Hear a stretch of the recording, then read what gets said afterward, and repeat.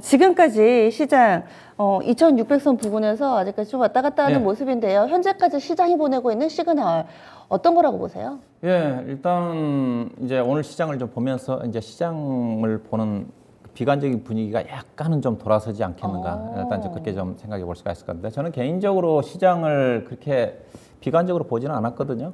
이 시간 뭐 프로그램 개편 전에 오늘장 모닝에서도 2560 장중 저점 2580원 전 지지가 좀 될 거라고 했었는데 그게 이제 지난주 목요일 날 2546까지 좀 내려왔었으니까 저도 개인적으로도 좀 예상치 하야는 잠깐 뭐 지수가 좀 나왔던 부분인데 일단은 저는 큰 흐름 자체는 시장은 단기적으로 말씀드리면 바닥은 나왔다. 다만 상승 전환하는 데는 누구나 그렇게 예상하겠지만은 시간이 좀 필요하다. 그런 관점에서 먼저 좀 말씀 좀 드리고 얘기하고 싶은데요. 일단 현재 시장의 악재가 여러 가지 악재들 어떻게 보면 주가가 우리나라 종합주가지수가 작년 6월 말일날 3,316포인트 고점 찍었거든요. 거의 1년 가까이 됐습니다. 그때 이제 가장 큰 악재 자체가 그때부터 미국의 소비자 물가 지표였던 거니까 통화 정책이 가장 큰 영향을 좀 미쳤죠.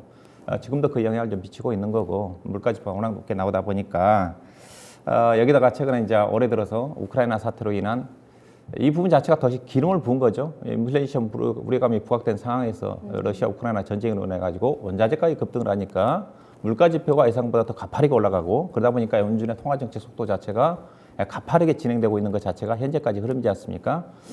여기에다가 중국의 코로나 제로 코로나 정책으로 인해 가지고 봉쇄 조치로 인한 공급망 우려 부분 자체가 더 추가적으로 인플레이션에 대한 기름을 붓는 그런 어떤 이런 다양한 악재들이 시장에 영향을 미쳤던 부분이고요.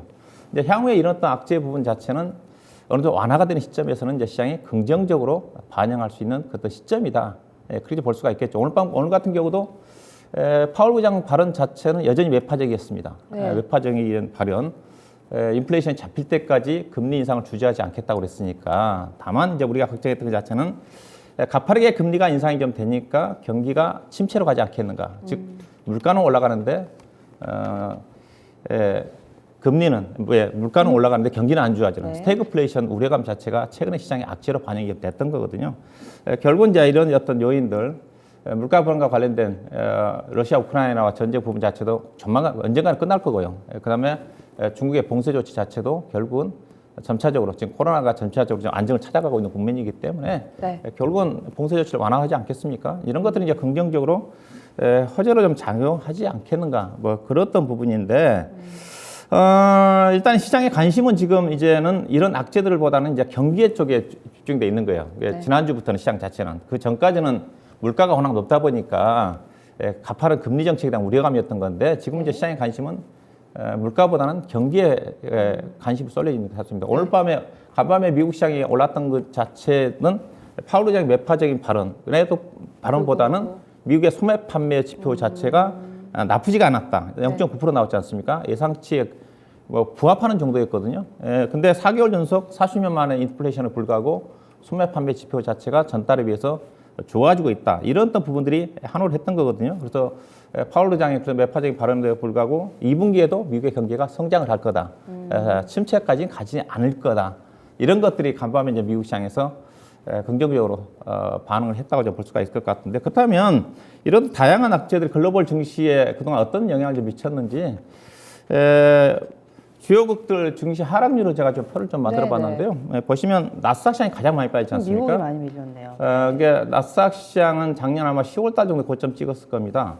16,200에서 최근에 지난주 목요일이죠. 11,100 정도까지 저점 기준에서 31% 떨어졌고요.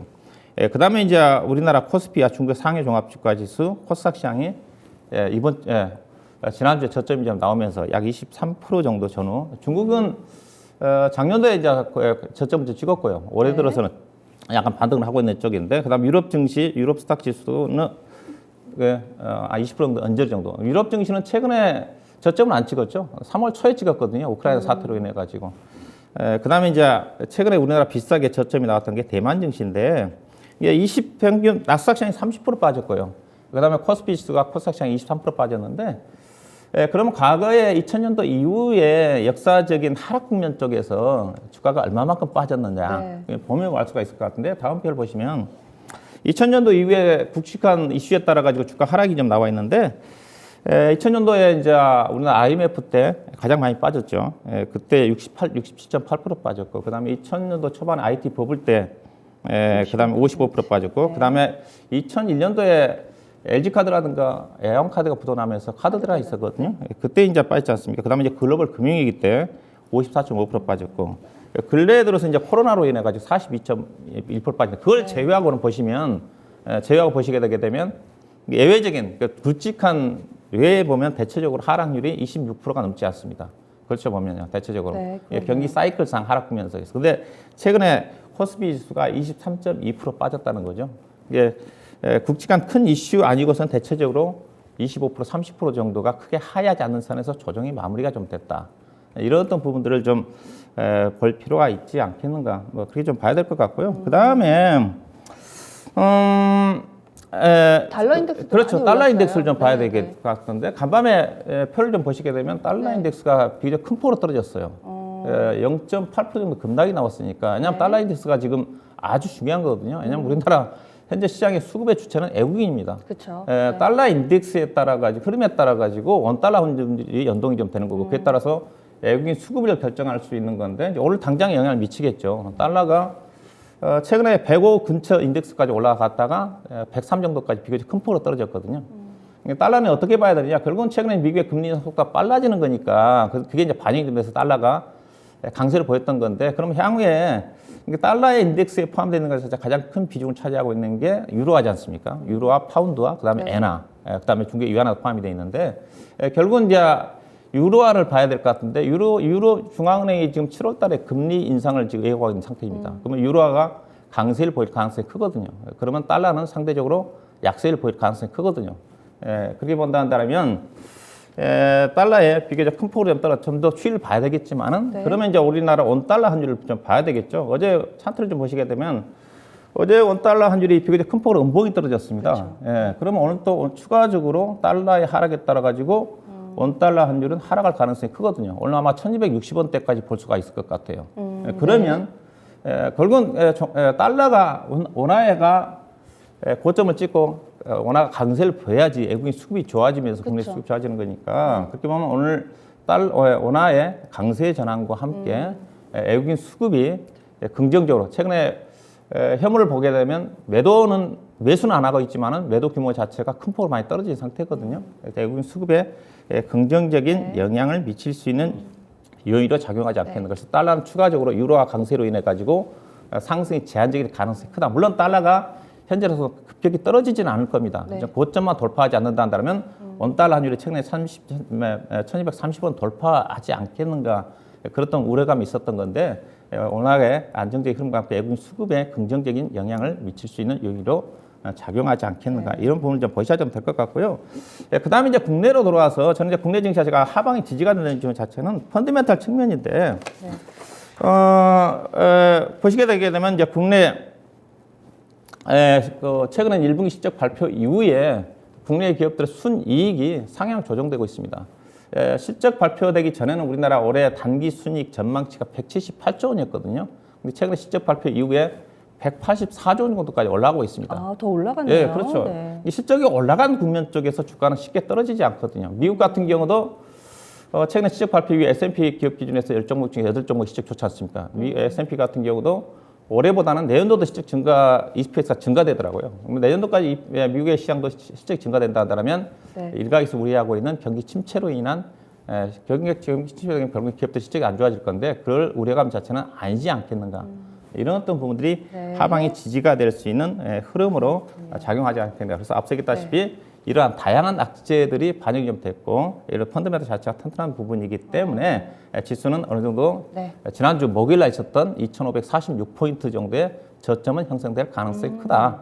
다만 시장 자체가 아직은 여러 가지 악재들을 확인해야 되는 부분이고, 확인해야 되기 때문에 이제 상수세 전환의 시간이 필요할 건데, 다시 2월달 이후에 형성이 됐던 2,600과 2,700포인트 사이에, 2,780포인트 사이에 박스권 등락 구간의 연장 구간으로 진입할 가능성이 크지 않겠는가. 좀 시장을 볼 필요가 있지 않게 봐야 되겠습니다. 네, 결국에는 뭐 미증시도 많이 고점 대비 많이 하락했고요. 또 달러 인덱스의 차트라든지 또 우리 증시의 흐름 다른 국가와 좀 비교를 해보기도 했습니다. 뿐만 아니라 실적은 잘 내고 있기 때문에 결과적으로 지금까지 시장이 보내고 있는 시그널 바닥 시그널 나왔다 이렇게 좀 판단을 하시는 모습인데요. 그렇다고 추세적인 반등보다는 지금 현재 막스권이 좀 유지될 거다라는 시각으로 큰 그림을 일단은 좀 그려봤습니다. 여기에서 오늘장에서 우리가 좀 놓쳐서는 안 될 만한 시그널이 있다면은 오늘장 시그널 알려주세요. 예, 일단은 현 지수는 그 리스크가 큰 구간은 아니에요. 제가 보기에는요. 이제 국내 시장은 제가 항상 얘기를 할 듯이 저는 역발상 투자를 해야 된다는 시각이거든요. 국내 시장 자체는 나스닥 시장 하락폭의 3분의 1 정도 빠질 거고 올라가더라도 오늘 나스닥 시장 2.6, 7% 정도 올랐는데 우리 시장은 1% 정도 언저리입니다. 네. 이제 빠질 때 덜 빠져요. 그 이유 자체가 우리 시장 자체는 자산 가치가 탄탄한 현재 2,640포인트 기준으로 해가지고 PBR이 1배 되는 수준이거든요. 네. 그래서 쉽게 하방이 열리지가 않는다. 그래서 주가가 빠질 때는 사야 되는 거고 대신 또 주가가 올라갈 때는 우리나라 시장은 성장률이 정체당 상대로 낮기 때문에 네. 상승이 제한적인 그런 어떤 부분이기 때문에요. 그래서 역발상 투자를 해야 된다는 것을 계속적으로 좀 말씀 좀 드리고 싶고 그래서 등락 구간 연장이기 때문에 무리하게 추격 매수보다는 조정권은 여전히 긍정적인 부분을 좀 보셔야 될 것 같고요. 일단은 시장의 흐름 자체는 이제는 등락 구간이니까 2,580포인트가 저점이 될 가능성이 크고요, 다시. 추세적인 하락은 아니라고 보세요? 그렇죠. 2,580포인트 정도는 전 지지가 좀 되는 흐름으로 작용할 거다. 네. 왜냐하면 현재 아까 단기 수익이 184조 원이라고 그랬었는데 ROE 자기 자본율이 10.3입니다. 최고 수준입니다. 과거에 우리나라가 PBR 기준으로 해서 금융위기 때 0.78 정도까지 떨어질 때 있었는데 그때는 자기 자본율이 5%가 안 됐기 때문에 떨어질만 하거든요. 근데 지금 자기 자본율이 10% 정도 올라와 있으면 PBR 기준에서 0.9 아래로 안 내려갑니다. 0.9에 대한 지수가 2,400포인트 초반 정도 되거든요. 네. 근데 거기까지는 만약에 앞서 얘기했다시피 심각한 침체라든가 그러지 않고서는 쉽게 내려갈 수 있는 그런 부분들은 아니다. 단기적으로 해서 일단은 단기적으로 지수로 봐서는 아마 이제 550포인트대가 아마 저항선이 될 겁니다. 왜냐하면 2,550포인트가 코스피 지수를 기준으로 본다 한다면 21동 평균선이 내려온 선이에요. 그다음 나스닥 시장 같은 경우는 계속 지금 하향 21동 평균선이 지금 12,200에 걸쳐져 있거든요. 나스닥 시장도 이 정도까지는 11,200이죠. 11,200 정도, 12,200 정도. 21동 평균선 현재 지금 12,330이거든요. 내려오고 있기 때문에 여기서 아마 장을 좀 받을 것 같고요. 코스피는 2,650포인트 정도가 22동 평균선 2,653이거든요. 여기서 장을 받습니다. 여기 결국은 돌파를 하겠지만은 여기서 장을 받고 난 다음에 다음 주 정도 가게 되면 2,680 정도 올라선다 한다는 앞서 얘기했다시피 2,580과 2,680포인트 사이에 등락 구간이 정리가 되면서 향후에 이제 결국은 주가 상승하기 위해서는 단기적으로 보면 중국의 봉쇄 조치 완화가 상당히 긍정 영향을 작용할 거고 그다음에 우크라이나 러시아 간의 전쟁과 관련된 긍정적인 시그널만 나온다 한다면 그때 이제 종합 주가 지수가 상승 돌파하는 그런 흐름으로 작용하지 않겠는가 그렇게 좀 보셔야 될 것 같고요. 그 다음에 이제 그 외국인 수급이 좀 중요한 부분이라고 했지 않습니까? 네. 외국인 수급이 요즘은 제가 외국 투자가 현물은 안 사고 이제 선물 가지고 등락을 야기시키는 얘기를 계속적으로 하고 있는 쪽인데 뭐 그런 흐름이거든요. 어제 같은 경우도 지수가 끌어올렸던 것 자체는 외국인 선물이거든요. 외국인 선물 샀다가 어제 선물 매수금을 줄였는데 현재 지금 외국인 선물 누적 포지션이 맨 밑에를 보시게 이게 외국인이 맨인데 네. 지금 8조 원입니다. 이제 9조 2천억까지 매도했다가 약간 매도를 좀 줄였어요. 이게 역대급 매도입니다. 이제는 좀 줄어들겠네요. 이게 시장이 네. 상승하기 위해서는 외국인 투자가들이 이 선물 매도 부분 자체를 도와드려야죠. 한매수를 해야 됩니다. 이게 향후 추이를 오늘 시그널 자체는 특히 이제 대형주 갖고 계신 분들은 대형주 갖고 계신 분들은 외국인 선물 매도 부분 자체가 최소한 1조 원, 2조 원 정도는 매도금을 줄여야 되거든요. 이 부분을 좀 보셔야 좀 될 것 같고요. 근데 앞서 얘기했다시피 환율이 좀 떨어지고 있는 부분이기 때문에 외국 투자가들이 선물 매도했던 투기적인 매도 포지션 자체가 매수로 돌아서지 않겠는가. 이 부분이 주가를 끌어올릴 수가 있다. 그 점 봐야 될 것 같고요.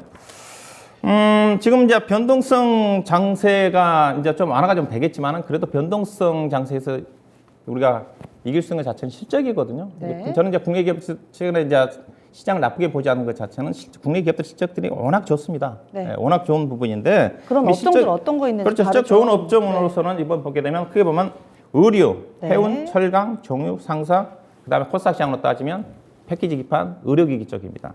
예, 관련했던 종목들 좀 실적 주요 업종들 보시게 되게 되면 의류 쪽에서는 영업무역을 포함해 가지고 뭐 한세실업, LG 패션, LF라고 하죠. LF, JS 코퍼레이션 다 실적이 좋고요. 네. 예, 다 관심이고 그다음에 건설기계 쪽은 이제 약간 이슈가 좀 있기 때문에 진성 TC를 중심으로 해서 현대건설기도 나쁘지 않았거든요. 이랬던 종목들.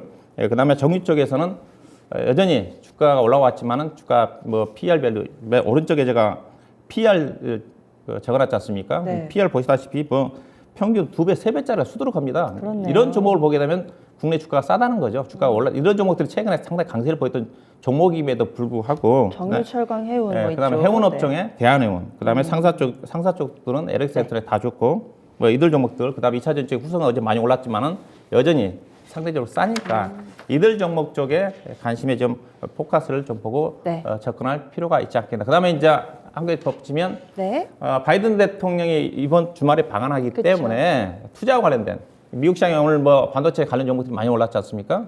국내 쪽도 반도체 장비라든가 그다음에 2차 전지 투자와 관련된 부분도 함께 관심 있게 볼 필요가 있지 않겠나 봐야 되겠습니다. 예, 알겠습니다.